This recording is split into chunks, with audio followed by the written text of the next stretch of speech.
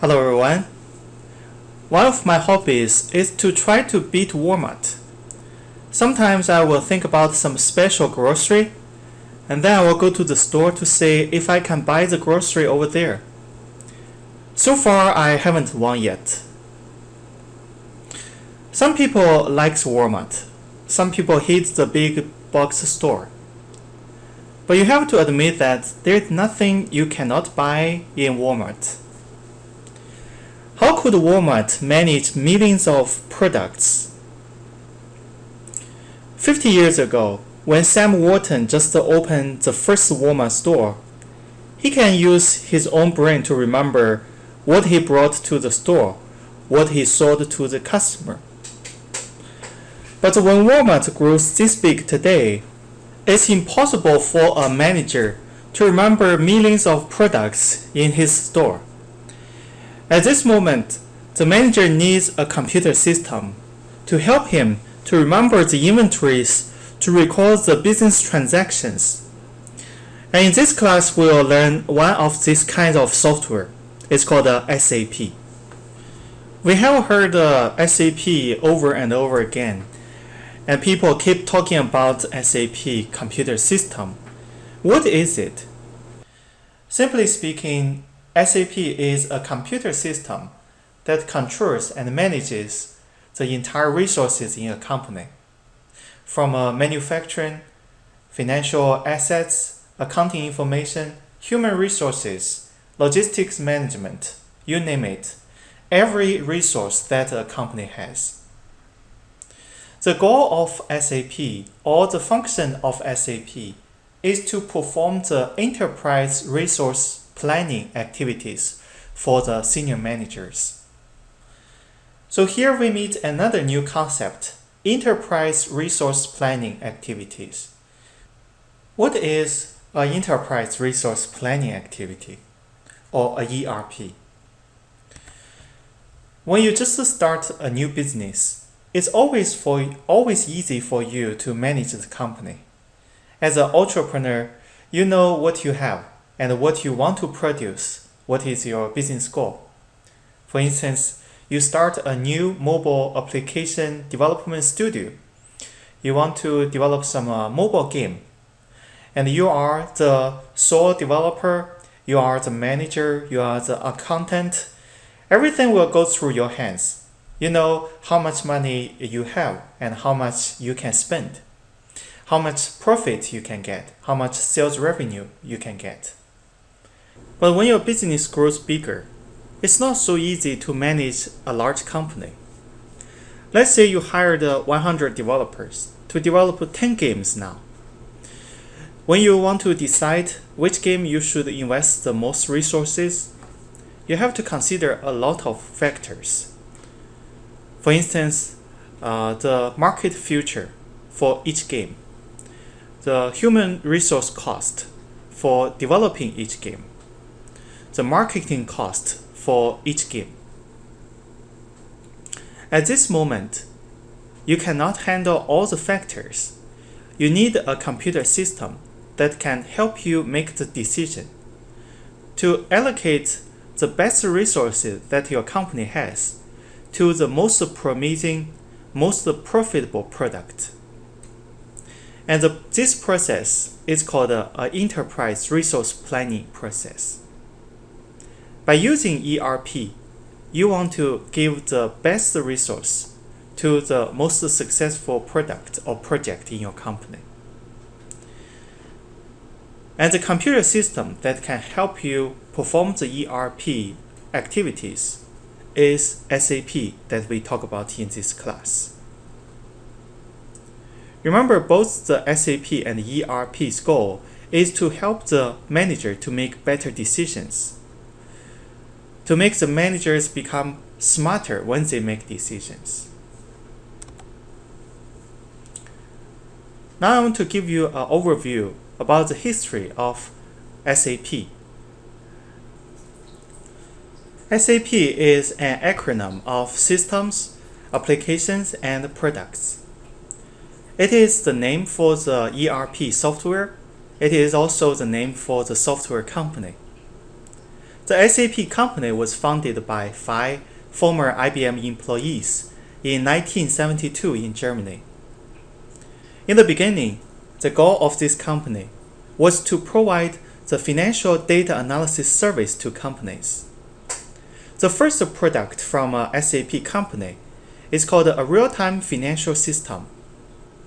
Here we have a new concept called real-time. What is real-time?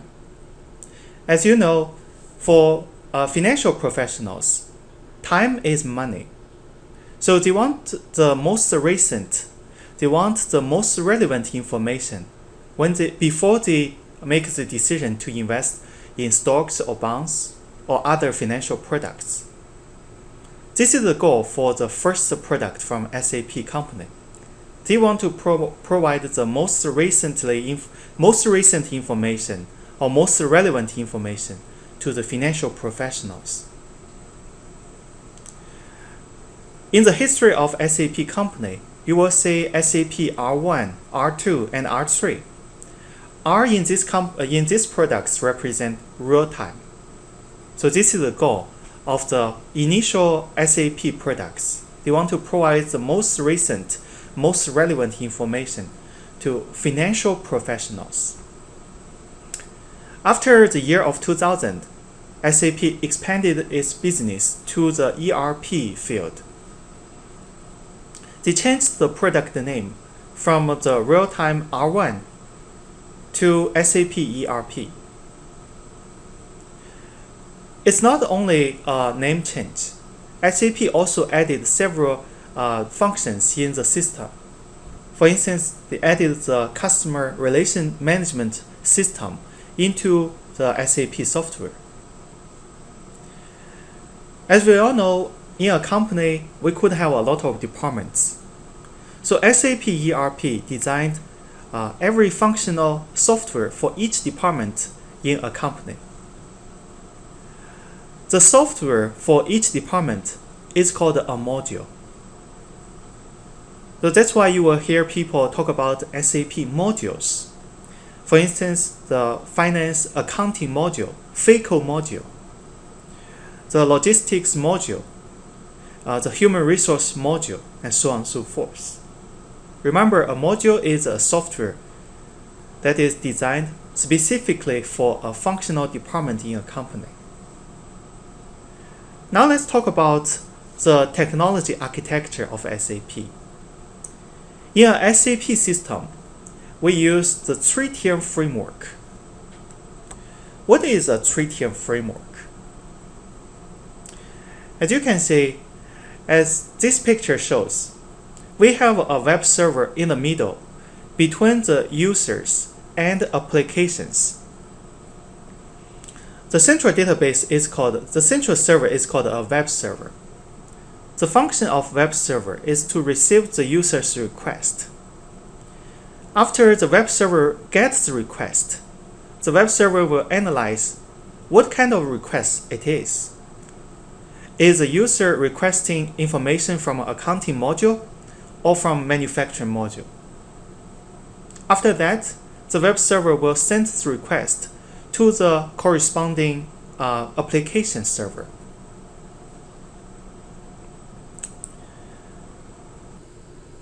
What is the benefit of using the 3-tier framework in an SAP system? First of all, we split the workload on the web server into different application servers. So each server will work more efficiently. Secondly, which is more important, when a company keeps growing, the company will add more and more departments. Every time when you change the system, if you put all the application on one server, when you change the web server, you could interrupt the user's normal use. But by using the 3-tier framework, it's very easy for you to add a new application in the system without interrupting the user's normal use of other applications. Let's say now we have a logistics department. We want to create a database to manage the supply chain information. By using the 3-tier framework, we can easily add the logistic data application server into the system. When we update the SAP system or the information system in the company, the users can still access to the accounting information system or manufacturing information system. And also we can add the logistic database in the system without interrupting the user's use. So these are the benefits of using the 3TM framework. When you implement the enterprise resource planning activities in the SAP system, you usually will go through 4 major steps. In the future, no matter you work for an IT department for a company, or you work as a consultant to provide advisory service to your client, remember these 4 major steps. These steps will help you to implement the ERP in an effective way. The first step is to identify the company's organizational structures. Second one is create a master data set. And the third one is to input data into the SAP system. And the last one is to analyze the data in the system. And then you provide the service, advisory service to your client or to your senior management. Let's talk about these steps one by one. The first step is to identify the organizational structure. Usually you will use some boxes and lines to draw the structure on a paper or on a board first. Why do we want to do this? Because we want to get an overview about the company, about our client. We want to get a whole picture of the company. We want to know how many functional divisions does a company have. Does it have the manufacturing department, the logistic department, the distribution center? Do we need to design the software accordingly? Do we need to implement the ERP system for each division? And so on and so forth. These are the questions we want to answer after identify the company's organizational structure. Now let me give you an example. Suppose now we are providing the consulting service to a restaurant chain. This restaurant chain company has 2 locations in Northeast Texas area. One location is in Royce City, Texas, and another one is in Quinlan, Texas. This company also has a distribution center in Commerce, Texas. The distribution center is responsible for delivering the raw materials to the restaurants in the other 2 locations daily. So now the company's owner wants us to design an ERP system for this company to control the supply chain network. So the first step is to identify the company's organizational structure. So I want to use this notation to represent the structure. As you can see, we use several boxes to represent the divisions or the units in the company. Also, in each box, we give a unique ID number to identify this division or this unit. Why do we want to give each unit an ID number? Do you still remember the primary key concept in an entity relational database? In the future, when we implement the ERP system in SAP, we want to use this unique ID number to identify the unique unit in the company. So instead of using the restaurant name, in the future I can use a unique number such as 10101 to notify my colleagues or the senior manager I want to implement a ERP system for the restaurant in Royce City. Same thing to 10102. I can use this unique number to identify I want to implement an ERP system for the restaurant in Quinlan location. Same thing to the distribution center in Commerce, Texas. Now you probably have a question. When I design the organizational structure chart for a different company in the future, do I have to use the 101 codes, or can I use the codes that I designed? You can use the codes you designed as long as they are unique. The purpose of using codes is to identify the unique division or department in a company. In this chart, I also use lines to show the relationships among divisions in a company. I use the black lines to show the belonging relationship between the two restaurants in Royce City and Quinlan and the headquarters. The headquarters manages the two restaurants in these two cities. I use the green line to show the supply chain relationship among the divisions in the company. The green line shows that the distribution center in Commerce is responsible for sending raw materials to the two restaurants in two cities. Also, the distribution center is managed by the headquarters of the restaurant chain. Now I want you to do an exercise.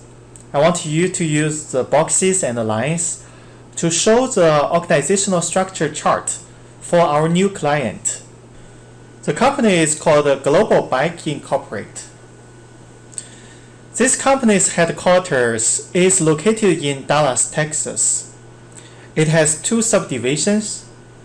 One subcompany is located in Dallas, Texas.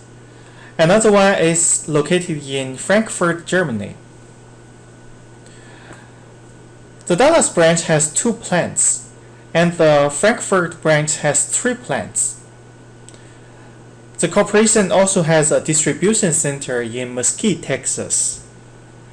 The distribution center of this company is responsible for purchasing the raw materials and also delivering the raw materials to the subcompany in Dallas, Texas and in Frankfurt, Germany.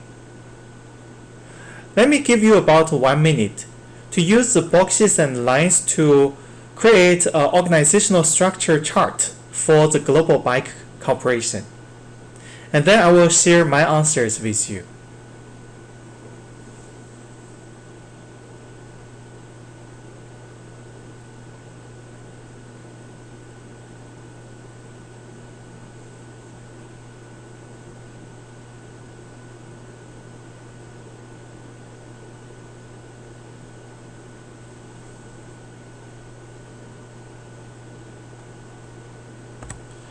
You will probably get a structure chart similar to the one in this slide.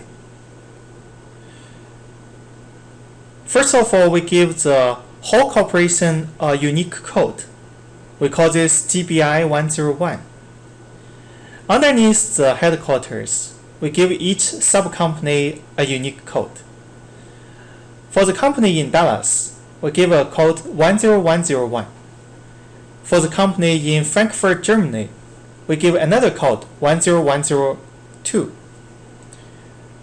By using the unique codes, we can distinguish the subcompanies of the whole company. Also, we create a box to represent the distribution center in Mesquite, Texas. Underneath each subcompany, we create boxes to represent the plants. Also, we'll give each plant a unique ID number. I use the black line to show the management relationship among the divisions in the company. I use the green line to represent the supply chain network in this corporation. So this is the first step. Identify the company's organizational structures. After this step, we have an overview about how many divisions this company has. Therefore, we know what kind of software we need to design in the ERP system. The next step is to create the master data. Master data refers to some information that stays the same for a long time, that will not change for a long time. Examples of master data include the raw materials information, our major clients' information, the employees' information. Why do we need a master data set in an ERP system or in an SAP system? Because we want to have the full control of data entry from different departments or different divisions in the company.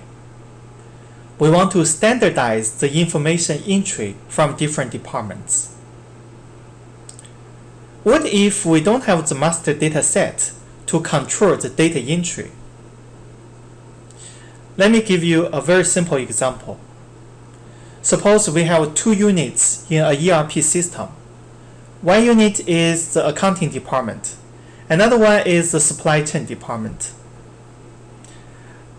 Let's say the accounting department uses kilograms to measure the weight of the raw materials, and supply chain department uses pounds to measure the weight of the raw material. If both departments input a number 1000 to the central database, you don't know which number is accurate because you don't have the master data set to standardize the unit of the weight. That's why we need a master data set to have the full control of data entry from several departments in an ERP system. After we establish the master data set in an ERP system, everyone from the subdivision should refer to the master data set when he reports the information to our central database. The standardized information or standardized data is very important for our data analysis and decision making. Compared to master data set, we have a transaction data in an ERP system or a SAP system. The transaction data are more specific according to the transaction in the company. But in practice, we frequently refer to the master data set when we record the information for each transaction. For instance, we refer to the master data set to find the standardized unit of weight to record the raw material purchase transaction. We refer to the master data to find the standardized currency when we report the sales revenues from different branches in different countries to the central database. So this is the relationship between master data and transaction data. The next step is to input information into the SAP system. Please refer to the developer guide I uploaded to eCollege and try out the data entry in SAP system. This concludes today's lecture. I will see you soon in the next one.